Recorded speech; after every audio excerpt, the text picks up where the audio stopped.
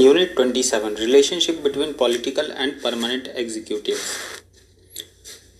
This unit deals with one of the important issues of public administration in India, which the relationship between political and permanent executives. The former derives authority from the people, while the latter derives strength from its administrative position and technical expertise.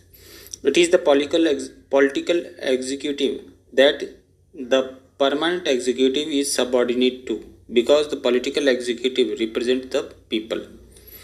The concept of policy administration dichotomy, in which is rooted the basic distinction of the two executives, has been dealt with within this unit. Moreover, the principles which govern their relationship in the context of the growing popular consciousness have also been discussed in the unit. Historical context. Ever since the state come into being, it is associated with power and dominance. For the state originated primarily to maintain law and order. The monarchy of the ancient and medieval times represented the unchallenged and unrestricted power of the monarch and in turn the state. Human history witnessed the exercise of the naked and arbitrary power. Power has an inherent propensity to get centralized. As the capacity of human being to produce has grown and their overall consciousness started undergoing change, the structure and modes of exercise of power could not remain the same. The most important landmark in this evolution was the Industrial Revolution, which paved the way for capitalist development. The capitalist development gave rise to pluralism, liberalism, market oriented development, and the rule of law, and so on. Of all the developments, the major one has been the rise of the nation states. The concept of nation is now new to human history. It existed as the symbol of cultural and social life of a society for a long time. The concept of the state is also not new to history. It existed even when there were attempts to establish a social order. But the state and the nation have become coterminous only with the arrival of industrial revolution. The nation state has been experiencing considerable changes. There have been serious attempts to preserve pluralism and consolidate power. In the process, it has been realized that concentration of power in any form or any institution in the long run tends to be counterproductive.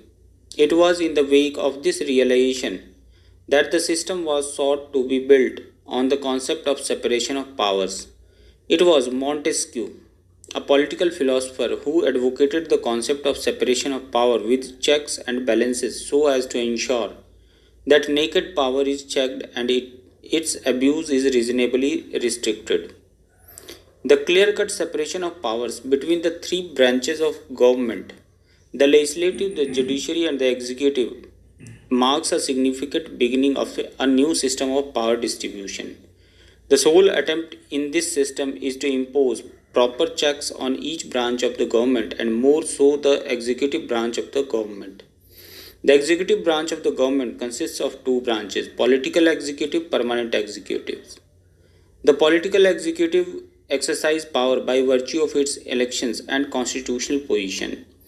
Theoretically, they derive power from the people. The permanent executive derives its strength partly from its administrative positions, but largely from its technical expertise, as the political executive represents the people, and modern governments are based on the concept of popular sovereignty. The permanent executive is subordinate to the political executive. In fact, in the parliamentary system of government, the political executive is responsible to the legislature, which in turn is accountable to the people. In this arrangement, there is also judiciary to ensure that the governance is based on the constitutional provisions on the one hand, and the executive, both political and permanent, confirm and enforce the laws passed by the legislatures without violating their spirit. While it would be interesting to study the relationship between the various branches of government, the scope of this discussion is confined to the relationship between the political and permanent executives. The policy administration dichotomy. The basic distinction between the political executive and the permanent is rooted in the concept of policy administration dichotomy. It was Woodrow Wilson in 1887 made a distinction between politics and administration in his paper, The Study of Administration, which we have studied in course 1 of this program. He considered politics as concerned with policy formulation which sets tasks for administration. Administration was said to be concerned with execution of policies, which is the domain of career civil servants. Policy making is the function of popularly elected representatives. This dichotomy at that time basically arose due to prevalence of spoils system in American politics, which lead to governmental inefficiency. This view gained support by other scholars such as Wilsgebe, Piffner, L.D. White, etc. This dichotomy implies that the policy process is entirely different from its implementation. The policy is supposed to be the primary function of politics, and the politics in turn are supposed to be rooted in the ideological structure. Ideology is a set of priorities that a given political party prefers from the available alternatives to solve different problems that people of society confront. The difference between one political party and the other is based on the differences in preferences. On the contrary, the permanent executive deals with the collection of factual information about the concrete situation. It furnishes the information necessary for the policy outcome. Once the policy is made, the administrator or the permanent executive needs to initiate action and take all the measures to accomplish the tasks that the policy sets for the administrative machinery. The permanent executive is expected to equip itself with the necessary technical and managerial expertise both to administer people and things. As they are permanent, they also possess the experience with the help of which the pitfalls can be avoided and the goals realized with economy and efficiency. There has been a considerable debate on this dichotomy. There have been arguments for and against such a theoretical position. While theoretically such a separation is conceivable, it is argued operationally it poses a number of problems. There is a question about the separation of facts and values. When the permanent executive furnishes the factual information, does it not get mixed up with their values? Is it possible for the individuals to separate their values from the facts that they collect? Then it is asked whether the permanent executive implement the policies if they do not subscribe to those preferences. In other words, how can any individual implement a program which he does not subscribe to? Further, is it correct to believe that the members of the permanent executive do not have value preference? These questions are not discussed in detail. However, those who maintain this dichotomy is feasible argue that policy preferences involve more of values and political processes, while the administrative processes involves more of technical details and facts and less of values. It would not be possible for the same agency to do both the functions simultaneously with economy and efficiency. The separation of these two functions is not only theoretically desirable but also operationally essential. Principles governing the relationship. Once the premise for separation of these two wings is agreed upon, the two wings must operate based on certain basic conditions. The conditions become all the more necessary when the distinction in activities is delicate and overlapping. It is this necessity that give rise to two important norms, with neutrality and anonymity. Let us try to understand the implications of these two norms. Norms of neutrality. The norm of neutrality assumes three conditions. 1. Changing of political parties in the power. Number 2. Meritorious bureaucracy. Number 3. Permanent bureaucracy. Let us now try to understand these three conditions. Firstly, in a liberal democracy with pluralistic nature of political parties, particularly with electoral mechanism, there is bound to be a change of parties in power. That is, in fact, the logic of the system. In United States, there used to be spoils system before the Pendleton Act was passed. Under this system, the political parties coming to power had complete discretion to change the administrative personnel from top to the bottom. This means the political values of the party coincided with the values of the administrative system. For the administrative personnel were chosen mainly on the basis of their values. This system did pose its own problems, giving rise to the passage of Pendleton Act, which brought in the concept of merit. This leads us to the second condition, which recruitment of the members of administrative system on the basis of merit of the individuals. Here we are not going into the question of what is merit. It is sufficient to state that the criteria evolved for selection is uniformly applied to all the candidates aspiring to join the administration. Here care is taken to avoid political valuation in the narrow sense of the term. This leads to the third condition, with recruitment on a permanent basis. This means the persons chosen for the service become life members of the service. This implies that changes in the fortunes of political parties have nothing to do with the continuation or otherwise of the members of the civil service. In fact, it is these factors which have brought in the concept of permanent executive. The recruitment of the personnel on a permanent basis in a changing political climate calls for neutrality of the permanent members. This means the members are not supposed to commit themselves to any political values. They are expected to cooperate and assist any party in power irrespective of the political preferences. This implies that members of the parliament executive either do not have clear preferences or do not follow these values enter their day-to-day work. There have been several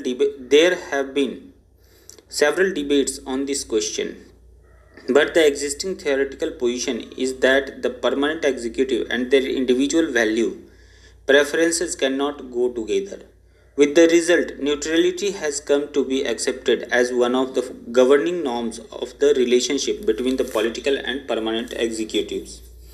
Norms of anonymity. The second principle, anonymity, flows from norms of neutrality. The principle of anonymity emphasizes that permanent executive works from behind the screen. In other words, they should avoid public gaze. This implies that political executive takes the total responsibility for omissions and commissions. The executive takes the credit for the achievements and discredit for the failures. The people, through electoral mechanism, punish or reward the political executive or the political party that the executive represents. The permanent executive has to work under the overall guidance and directions of the political executive. The political executive will have all the powers not only to extract work from the permanent executive but reward or punish them. Under this arrangement, the pattern of accountability is so disturbed that while the political executive is solely accountable to the people, the permanent executive is also accountable to the political executive. It is precisely the reason why anonymity has come to be considered as one of the governing norms of political permanent executive relationship. The discussion on these two norms can raise the question, how do we reconcile these two norms? For while the first norm advocates neutrality, the second advocates accountability. If the permanent executive is totally accountable to the political executive, can the latter afford to be neutral if it means that they could be committed to the political executive in power? Is it possible for the permanent executive to go on changing its commitment from regime to regime? Otherwise, the members of permanent executive should maintain neutrality in such a way that they may even grow indifferent to all the regimes. However, it is assumed that technical and managerial skills are not political. It is often noted that Lenin welcomed Taylorism, which was the product of industrial development in America. The skills and the technical knowledge, which are assumed to be non political, can be used by any political party in power.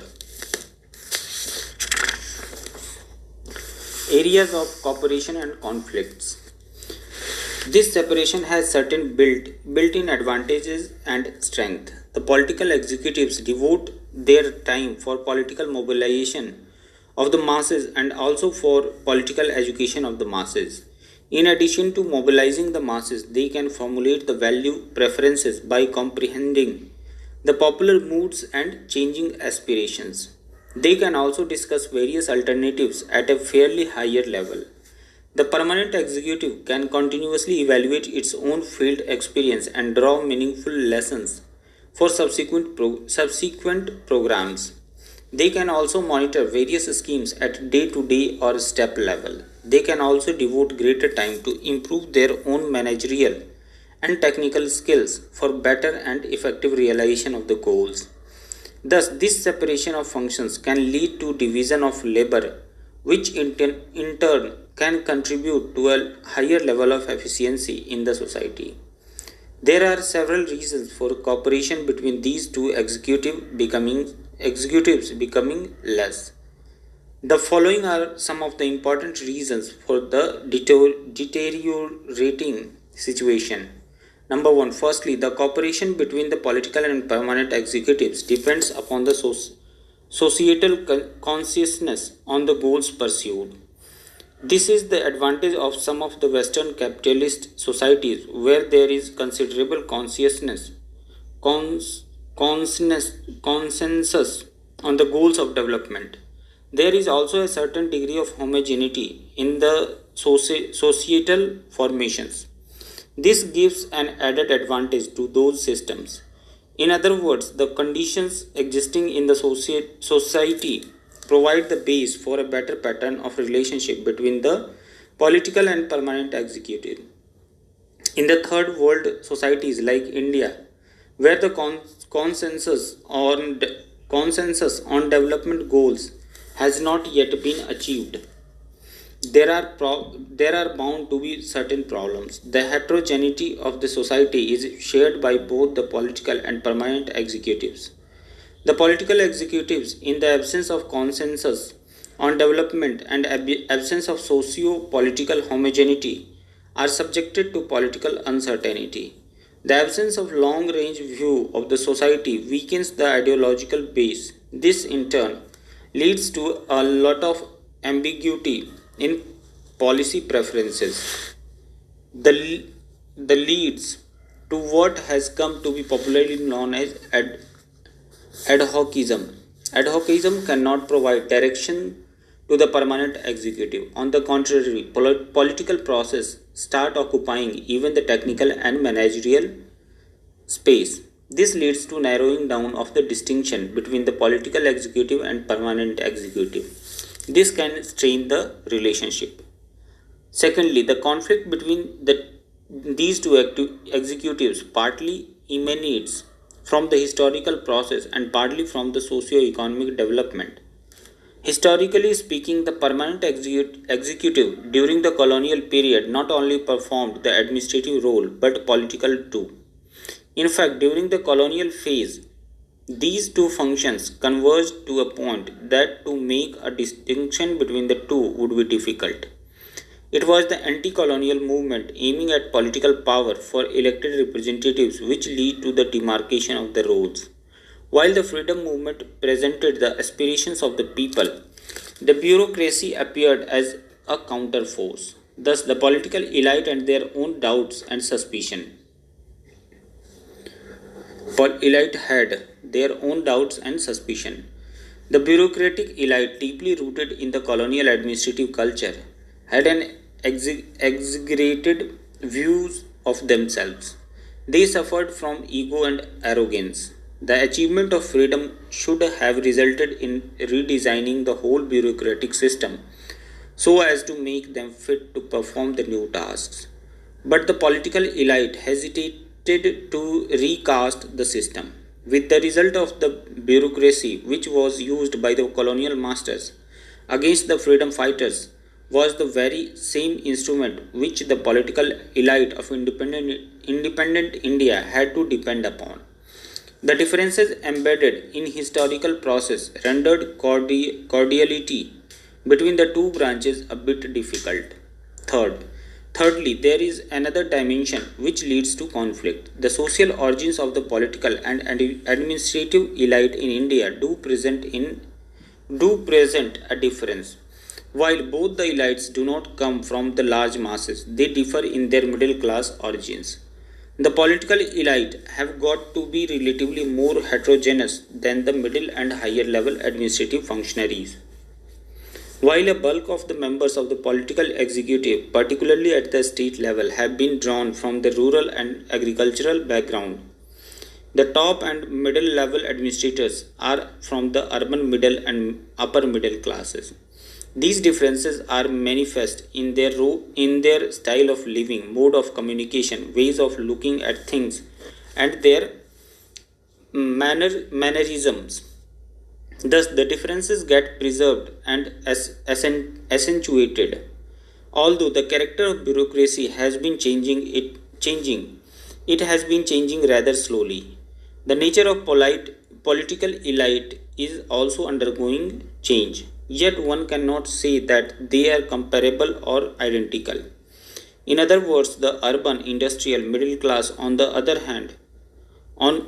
one hand and rural agrarian upper or middle strata on the other dominate the permanent and political executives respectively. The relationships are also partly shaped by these factors. Fourthly, there are also institutional mechanisms which accentuate or widen the areas of conflict.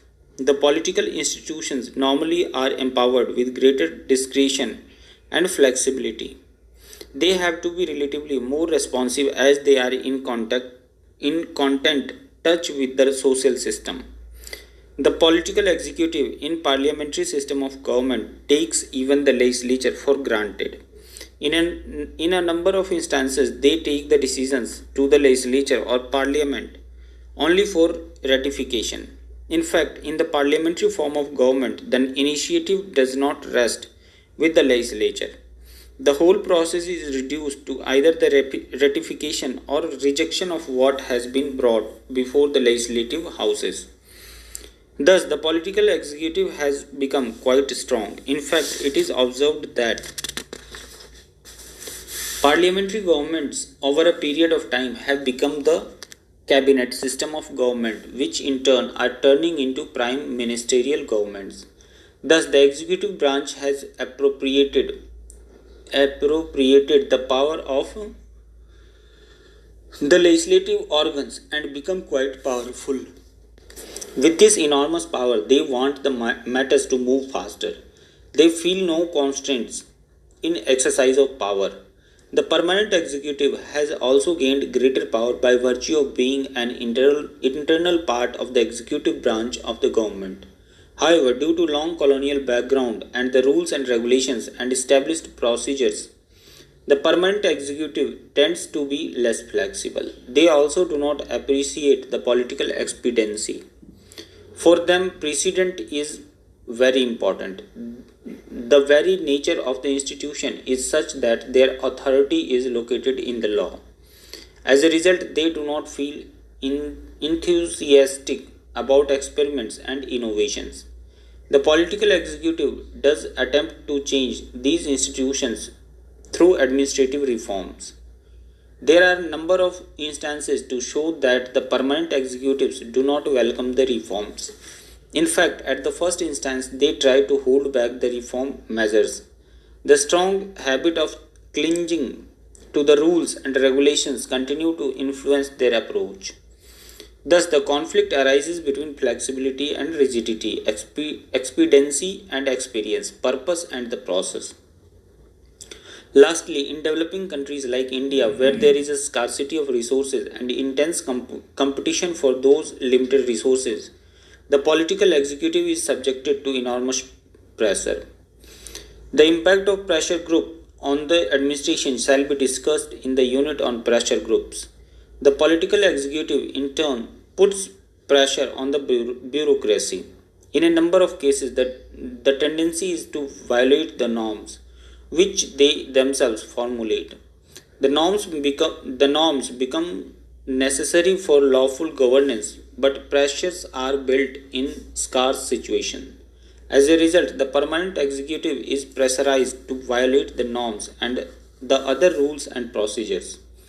They resist these trends as they are rooted in the rigid rules and regulations. This gives rise to tensions. A section of them may make compromises. This process may end up in public offices being used for private purposes. This may land these officers in various controversies and sometimes inquiries, etc. These are some of the important reasons that had given rise to a number of tensions in the relationship within the executive branch of the government. Increasing popular consciousness. In the recent past, it is increasingly noticed that rising consciousness of the people can also lead to greater strain in the relationship between the political and permanent executive. In most of the developing economies like India, the resources are limited and are disappropriately distributed. The masses who were under the grip of culture of silence have started coming out of it. This has happened partly due to the freedom movement or anti colonial struggles. During these struggles, the aspirations of the masses have been raised. They have taken part in the movements with new hopes and dreams. This has definitely contributed to greater demands on the system. The consciousness also started changing due to electoral or political processes. The competitive politics went on further triggering the hopes of the people without matching performance. A number of countries in the third world have put an end or abandoned competitive electoral politics and opted for military dictatorship. But those societies like India, which continue to have electoral politics, go on making promises to the people. The logic of this political process is that the masses at one stage start insisting on performance, for every promise must end up with performance or frustration. The political systems which developed uh, which developed higher skills in policy making have not simultaneously equipped themselves with the necessary capacity to fulfill those promises. This wide gap leads to unrest and sometimes even violent outbursts. It is in this context that we should understand the rapidly changing patterns of relationship between the political and permanent executives. The political executive in the situation mentioned above passes through two distinct changes.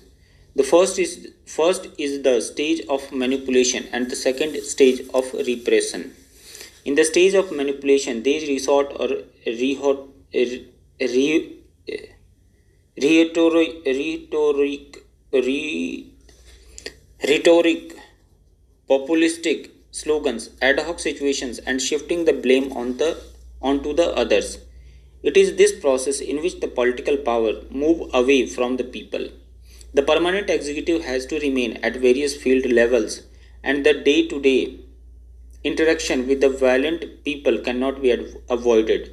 The failure of the system are seen as failures of the administrative machinery and the failure of the permanent executive. It is these developments which gave birth to the notion that policies are good but the implementation is bad. The question that one has to raise is that can there be good policies which are not implementable? Supposing the political executive sets certain unattainable targets and blames the permanent executives, does that get justified? In other words, failure at the level of implementation need not necessarily be an administrative failure. In fact, a good policy is the one which is efficiently and successfully implemented. For the problems of implementation must be discussed at the stage of policy formulation itself. The strategies of implementation cannot be planned at the implementation level itself. At this level, certain technical details can be worked out. Certain minor modifications can be introduced. But the issues like adequate resources, necessary technologies, institutional infrastructure need to be developed at the policy making level and not at the level of implementation. The notion that policies are good and implementation is bad has an implicit assumption that political executive is committed while the permanent executive is lazy, indifferent and non-committal. The logic is that those who formulate good policies should necessarily be good and those who fail to implement those policies are bound to be bad. Here the principle of neutrality can become a negative factor. That is why we must see the policy and implementation as an integrated process. The major outcome of this whole process is that the strain that it imposes on the pattern of relationship. The political executive, which is no position to face the tides of increasing consciousness, would not know how to tide over the situation. With the result, there would be a strong tendency to blame the permanent executive. In fact, here may be occasions when the political executives may openly criticize and attack the permanent executive. In such a situation, the permanent executive, governed by the principle of anonymity, may not be in a position to publicly defend itself. The people may express their resentment against the permanent executive more directly, aided and encouraged by the political executive. Thus, they may have to face the public wrath in the early stage of public unrest.